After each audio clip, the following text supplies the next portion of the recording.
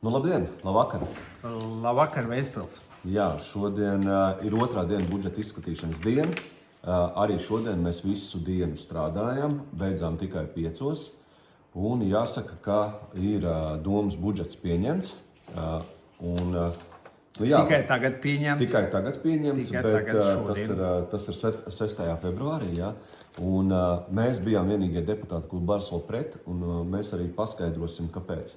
Mēs uzskatām, ka šis budžets ir Lembergs pirmajā vietā budžets, tas ir stagnācijas budžets, bez izrāviena, bez nekādām izmaiņām.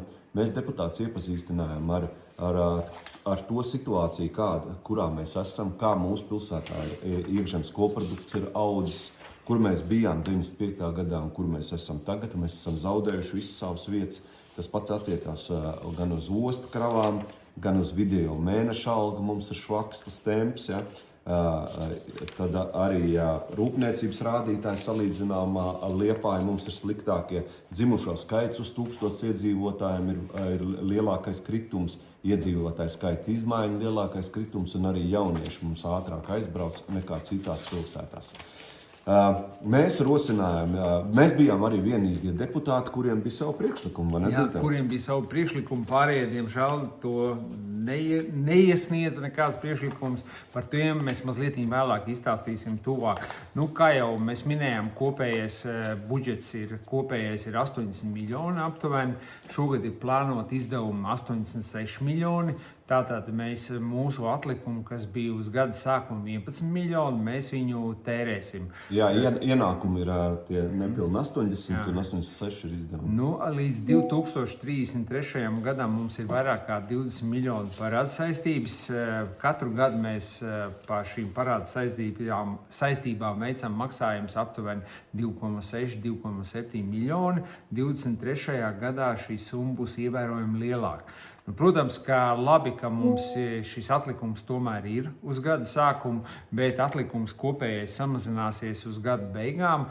Tas man šķita tā mazliet dīvaini, jo nākošajā gadā un šī gada beigās jau būs dažādas militārās rūpniecības attīstības, un visur tur ir nepieciešams līdzfinansējums. Tā kā, jo vairāk mums ir naudiņas atlikumā, jo vairāk mēs varam attīstīt ostu un rūpniecību un visu pārējo, kas ir nepieciešams, lai Ventspilī būtu darbs. Jā, bija arī mūsu priekšlikumi, mēs viņus visus izskaitījām. Mums bija būtiski palielināt demogrāfijas un remigrācijas veicināšanu, paredzētos līdzekļus. Mēs plānojam stipri vairāk, bet ir viens arī progress, ka tomēr izdalīja 100 000. Uz kopējo fondu tas nekas nav, jo salīdzinām Vēncas balss pār pa 300 un basketbolam pār pa 600. Tas ir attieksmes jautājums. Mēs lūdzam palielināt arī veselības aizsardzībai un sociālajām vajadzībām finansējumu. Tur nekā. Tur nebūs. Ja? Tur mums arī ir vairāk tāda detalizācija, bet īsumā. Ja? Tad mūsu ierosinājums bija politiski represētām personām nodrošināt neierobežot bezmaksas pārvietošanos. Tur visi piekrita un paldies arī pārējiem deputātiem. Tad paredzēt līdzekļus privāti īpašumu pieguļušo teritoriju tīrīšanai, lai pašvaldība to tīrītu. Tur bija arī tāda mānīšanās, tur ir nepareizi aprēķina, pirmšķietam nepareizi aprēķina, lai tieši to neapstiprinātu. Ja? Diemžēl tur mums nesanāca un to noraidīja, tā kā mēs visi dabūsim tiem, kuriem ir īpašuma, šķūrēt par savu naudu, atkal to sniegu un pļaut. Liepāja ir paredzējusi, kad viņi atsakās vismaz daļā. To arī apstiprināja kolēģi no pozīcijas partijas, ka šogad viņi tomēr kaut kādas lietas pārliks uz pašvaldību. Tad mums bija rūpējoties par iedzīvotāju kopienas attīstību un interešu aizstāvību veicināt padomju institūtu izveidi. Viss tā kā apliecināja, ka to darīs. Tad par pašvaldības policiju. Mēs rosinājām noņemt nost šīs liekās izmaksas, kas ir saistīts ar tiem deputātiem un izpildvaru, tā skaitā Lemberkunga. Tas mums nesanāca. Tas mums nesanāca. Tāpat es varbūt paturpināšu, tāpat arī mums nesanāca šo izpildu varas direktoru vietnieku skaitu, atalgojumu samazināt, arī domas priekšsēdētāju un viņu vietnieku atalgojumu. Tur nebija gatavs neviens neko mainīt, bet šitie jāsaka paldies valstī, kas vietniekiem ir ierobežojis piemaksas līdz 20%, agrāk bija 30%, tā kā atalgojums principā viņiem šajā gadā būs mazliet mazāks, un to naudu mēs varēsim novirzīt Ventspilsniekiem. Jā, tad mums bija priekšlikums par policijas atalgojumu. Mums bija priekšlikums daudz vairāk, vismaz 15%. Viņi nobalsoja par 10%. Mēs bijām vienīgie, kas gribēja palielināt par 15%, bet viņi nobalsoja, kad atbalsta 10% visiem. Bet mēs tikai policistiem, tikai tiem, kas reālo darbu dara, nevis tiem autovadītājiem, kas apkalpo, piemēram, Lemberkungu, Blumberkungu, tiem nē. Ja? Tagad sanāk, ka viņi pasniedz sabiedrībai, ka kāpums būs policistiem, bet tā nav īsti taisnība. Būs arī viņu šoferiem, viņu apkalpojušam personālam. Jā, sākumā tur viņi bija priekšlikumā minējuši par to, ka mēs sacēlām ažiotāžu, un pie mums arī šie policisti ir griezušies ar kaut kur par 5-7%, bet beigās tie 10% tomēr arī ir uzvara, ka tomēr šie cilvēki, kas mūsu ikdienā aizstāv, viņi finansējumu saņems, jo ļoti ilgu laiku šis atalgojums šai organizācijai nav bijis palielināts. Jā, mūsu priekšlikums bija budžetā paredzēt līdzekļus, lai aizvāktu no vēsturiskā centra to Fabrīcijus pieminekli, kas ir cīnījies pret Latvijas neatkarību un praktiski valsts ienaidnieks mūsu valsts. Tad tas arī netikai atbalstīts. Tad par kāpu izbraukšanai, lai novērstu kāpu izbraukšanu, mēs piedāvājam paredzēt mototrases izveidi. Tur ir tā, ka šogad varbūt nebūs, bet visi saka, tā kā vajag, tā kā nē, bet nav tāda īsti saprotams, vai to izdarīs vai neizdarīs šogad. Es mazliet nokomentēšu, ko Aivis tikko teica. Izrādās, ka 23. gadā par šo jautājumu tika sasaukts sapulcs, un viņu viedoklis, ko mums prezentēja, tie, kas bija atnākuši šo trasi aizstāvēt, neesot bijuši sagatavojušies, nav pateikuši, kādu trasi viņi grib, kas viņi apsaimniekos, kas apkalpos, bet šie jautājumi ir principā ne jau uz kādu privātu personu. Tie privāti personai pēc darba ir vienkārši pabraukt ar moci. Bet no sākuma Lemberkungs teica, ka nē, šī trase nav vajadzīga un nebūs, bet beigās aizgāja jau diskusija, ka tomēr kaut kādi risinājumi tiks mēģināti panākt, un tas jau ir labi, jo galvenais jau nav tam cilvēkam, kas grib ar šo sportu nodarboties, nav jau viņam vēl tur visi tie papīri jākārto un uztaisam. Ir problēma, un lūkosim, vai tā problēma tiks atrisināt šajā gadā, vai atkal ievilkt, jo viņi jau risina kā 20 gadu. Tad mums bija priekšlikums izveidot Ventspilsnieku karti, lai pašvaldības dotācijas labumu tieši sasniegtu Ventspilsnieks. It kā tur ir kaut kāda pretimnākšana, it kā ir iedalīti līdzekļi 100 000. Vitoļina kungs teica, ka viņi arī varbūt panāks kaut kādu ārējo finansējumu. Lūkosim, un kas būs tajā paketē. Tā kā pirmais solis ir spērts, bet kas tur būs iznākumā, mēs nezinām. Jā, mūsu ir uzklausījuši, un tas ir pats galvenais, kad Ventspilsniekam šāda karte būs, un viņš šos pakalpojumus, ko sniedz pašvaldība, varēs saņemt par mazāku summu nekā visi pārējie. Bet mēs vienkārši nezinām, kāds būs sastāvs. Tas ir ceļa pirmais solis. Jā, bet virzība ir. Jā. Tad mums bija ļoti daudz priekšlikumu par birokrātijas mazināšanu un efektivitātes veicināšanu, ieviešot nulles budžetu. Tad, kad mēs uzdevām jautājumu, kā piemēram mūsu administratīvās izmaksas atspoguļojās uz vienu iedzīvotāju, cik viņas ir liels un kāda ir dinamika, tad tur atbildes nebija. Dzintars jau pieminēja, ka priekšsēdētāja vietnieku skaita visi atteicas samazināt, visi nē. Tur bija arī deputāti, ka tas atbalstīja šur tur mūsu, bet kopumā doma nobalsoja, ka vietnieku skaits paliks tāds, kāds ir. Jā. Arī pa izpildu varu būs izpildu direktors ar 4 vietniekiem. Mēs piedāvājam samazināt. Tur mums nesanāca. Tad mums bija ierosinājums samazināt nevajadzīgo domu komisiju skaitu. Arī to mums noraidīja. tad atteikti. To, ko Aivis uzskaita, tas ir viss vērsts nevis, lai kādam mēs izdarītu pāri, bet tā naudiņa, kas ir Ventspils nodokļu maksātāji samaksā, šī naudiņa, ja mēs iekonomētu, tad mums varbūt šis jautājums, ko tagad jau pasniedz, ka ir izlēmts 2. pamatskolas slēgšanu, īstenībā mēs par šo jautājumu neesam lēmuši, tad pie šādiem jautājumiem mums nebūtu jāatgriežas, jo tā naudiņa pietiktu, lai šī skola pastāvētu. Jā. Tad, protams, mēs piedāvājam atteikties no Ventas balss, jo mums to informācija ļoti slēpa, bet šī 2 dienu laikā mēs konstatējam, ka Ventas balsī tiek maksāts stipri vairāk kā 300 000 katru gadu. Jūs visi dabūjot to Ventas balss pirkt, viena avīze maksā €30.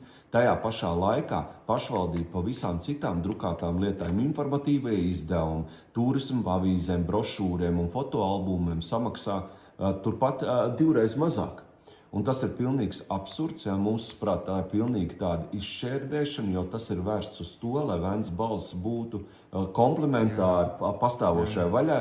Praktiski tas, ko būtu jāsadz, ja viņi grib no saviem līdzekļiem, viņi ir pārnesuši uz sabiedrības līdzekļiem, un tas nav pieņemams. Manā skatījumā tas ir klajšs finansiāls noziegums pret mūsu sabiedrību. Jā, es gribēju vēl papildināt par Ventas balsi. Es personiski pazīstu ļoti daudz žurnālistus, kuri tiešām ir profesionāli un kuri iespējams ir tāpēc, ka tur ir kaut kāda ietekme vecajam mēram. Kaut gan tagad ir patiesā labuma guvējs noskaidrots, tas ir Amerikas pilsonis. Un mēs neesam pret jums, darbiniekiem, mēs esam pret to, kā tiek iztērēta šī nauda. Cik neracionāli. Cik neracionāli, ka tiek atspoguļots tikai viens viedoklis, žurnālisti. Jūs ziniet, es zinu, ka žurnālistikas nepastāv. Un iespējams tur ir kāda ļaunā roka, kas to visu tur. Un tas interesantākais tas, ka, lai šīs informācijas saņemt, šis ventspilsnieks saņemt, viņam par šo Ventas balsi vēl jāmaksā. Arī portālā ir maksas jau, bet tajā pašā laikā Ventspils televīzija tagad cīnās par izdzīvošanu. Un Ventspils televīzija katrs ventspilsnieks var skatīties pilnīgi par brīvu. Un viņi strādāja ļoti labi, viņi intervēja gan, un tagad iet runa, ka viņiem finansējums nav. Tad iespējams, ka šis viss kaut kur tiks atkal novirzīts kādam citam. Tā kā vienam mēs dodam, citam mēs nedodam, un cits lēs jau būs nobankrotējis. Bet tās mūsu uzskats ir tāds, ka tomēr tiem mēdījiem jāstrādā kā mēdījiem. Tas ir pirmais. Ja mēs redzam, ka tur nav šī mēdīja būtība, tad tas ir viens, un otrs informācija ir mums jānodod un jānogodā maksimāli ērti visiem iedzīvotājiem, neliekot par to maksāt. Cienījamie žurnālisti, mēs neesam pret jums.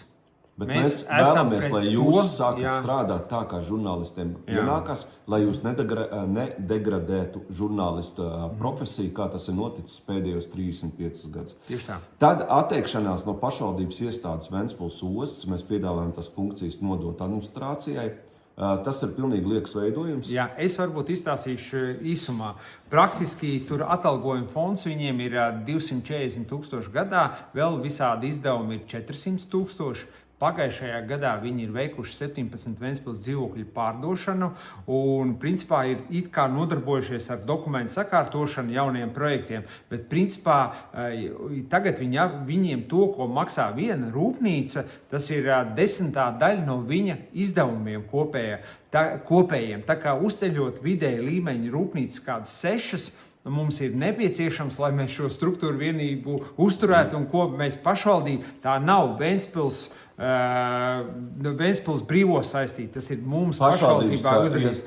Un lai šī iestāde uzturētu, mums vajag 7 rūpnīcas tikai īres maksu saņemt. Tā kā šis ir pilnīgi lieks veidojums, ko pateicoties vecā mēra iegribai tika izveidots, un šie 400 000 mūsu pilsētai noderētu, kur viņas varētu mēs izmantot tieši ventspilsnieku labā. Un tur vēl tāds kuriozs, ja tur, piemēram, tagad tajā Ventspils ostas tur strādās arī tāds Ozolkungs, kurš vienlaicīgi ir arī Ventas balss valdes loceklis, kurš ir ievēlēts Hokejklubā vairs nav, bet ekonomikas un budžeta komisijā. Mēs redzam to šausmīgo to laižu un blaķņiku būšanu, kas mūsuprāt nav ne profesionāli, ne pieņemami. Un tad mums bija piedāvājums samazināt pašvaldības politiskās vadības un izpildu institūciju autotransporta vienību skaitu un nodrošināt to efektīvu izmantošanu. Tur nesanāca. Tad mēs piedāvājam arī atteikties no atsevišķu pašvaldības deputātu līdzinājās privilēģijas, izšķērdības servisu, kabineti, sekretārs, pieņemšanas daļas, sociālo tīklu servisi un tā tālāk. Te neiet runa par priekšsēdētāju vienniekam, bet te iet runa, ka mums ir tāds Lemberkungs, kuram visi budžeti ir pakārtoti. Ja jums, piemēram, kaut ko ņem nost vai kaut kas netiek, tad viņam tiek ar uzviju. Jā, jūs saprotiet, tur, kur notika tā doma, tur visa šis kabinets, kur mēs visi pieņēmām lēmumu, tāds pats ir Lembergam kungam vienam pašam. Un tur ir dušas, tur ir vēl visādas lietas. Jūs jau ziniet mūsu video, iespējams, tur arī tas apkalpojušās personāls tiek saglabāts. Milzīgs printers, kas tūkstošiem prasa katru mēnesi, un tie ir nodokļu maksātāji nauda. Viņš tur nodarbojas ar privātām lietām un nemaksā nomu. Bet tas trakākais tūlītās būs pastāsts par to kabinetu, ko mēs atklājām, un izrādās arī kas? Tajā kabinetā, kur viņš dzīvo. Kas strādā vēl Ventspils domē? Vēl Ventspils domē. Viņa sieva. Jā, protams, vēl joprojām viņa strādā. Viņa ir marketinga nodaļā vietniece. Tas nozīmē, ka viņi nosaka arī to visu propagandu, kā tas būs. Un viņi paralēli strādā arī Ventspils slimnīcā. Un tur vēl ir interesanti, kad, piemēram, atgriežoties pēc tās Ventspils ostas, tur cilvēks, kas ir vienlaicīgi Ventspils lidostas valdes priekšsēdētājs, viņš strādā 100% arī šajā Ventspils ostas iestādē. Tas tā interesanti, ka kā var cilvēks abās vietās 100% strādāt, bet viņiem visiem tas likās normāli. Jā, īstenībā Ventspils slimnīcā mēs jau diskutējām, ka tiešām šī kundze ir iecelta, un tad izrādās, ka viņa tomēr pie mums arī domē marketinga nodaļā strādā, un es nesapratu, tā ir puslodze vai slodze. Principā, tiešām es aicinu mūsu bijušo mēru parūpēties par savu ģimeni pašam un netērēt nodokļu naudu uz cilvēkiem, savu ģimeni. Tāpēc mēs sakām, ka tas ir Lembergs pirmā vietā budžets. Un tad, piemēram, par pašvaldības reputāciju, tur arī mēs piedāvājam, kad nelikt vienkārši sankcionēts un tādas ar sliktu reputāciju komisiju vadībās un komiteju vadībā tādas deputātas. Mums ir otrādi, mums tas tiek pasniegts, ka tas ir ļoti labi, kaut mēs ļoti labi zinām, ka jebkurš investors, daudzi investori daļ šī momenta vien nenāk uz Ventspili. Redziet vēl tur to, kā Aivs tikko teica par sociālo lietu komiteju. Tur ir, piemēram, šis bijušais mērs ir kā vadītājs, tur ir vietnieks. Un viņi sanākuši kopā varbūt par šo sasaukumu 3-4 reizes. Un viņš saņem vairāk kā 2 reizes nekā ierīnas deputāts. Kā ierīnas deputāts, bet interesantākais tas, ka mēs piedāvājam šīs komitejas vadītāju vietnieks likvidēt, jo viņi saņem arī 2 reizes vairāk nekā parasts ierīnas deputāts. Viņš nekad nav neko vadījis. Neorganizējis, viņš ir tāds otrais, un viņam ir automātiski katra stunda reiz 2. Un šo, principā, vispār vajadzētu noņemt nost. Komiteja deputāts vada komiteju un komitejas, un viņu vietnieks vada un saņem atalgojumu kā parasts deputāts, un tas būtu tikai normāli, jo pašreiz tās ir izveidotas kā barotavas. Tad mēs piedāvājam būtiski palielināt līdzdalības budžeta finansējumu. Tur tikai 100 000, tas ir to, ka iedzīvotāji rosina, piemēram, kādu infrastruktūras objektu izveidot. Tur arī nebija atsauce. Tad atteikties no tā saucamā iniciatīvas budžeta un tās funkcijas ielikt tur, kur tik tiešām tās ir. Mēs piedāvājam ielikt pašvaldības pamata budžetā, it sevišķi iet runa par sociālo sfēru, iet runa par bērnu, sportu, par kultūru, par tādām lietām. Ja? Un atstāt tikai iniciatīvas budžetā tādas lietas, ko pašvaldība var atļauties un var neatļauties. Piemēram, basketbola klubs Ventspils var to darīt, var nedarīt, bet nejaukt visus vienā katlā ar lietām, kas tik tiešām ir jāizdara, piemēram, nodrošināt pirmsskolas izglītības mācību līdzekļiem.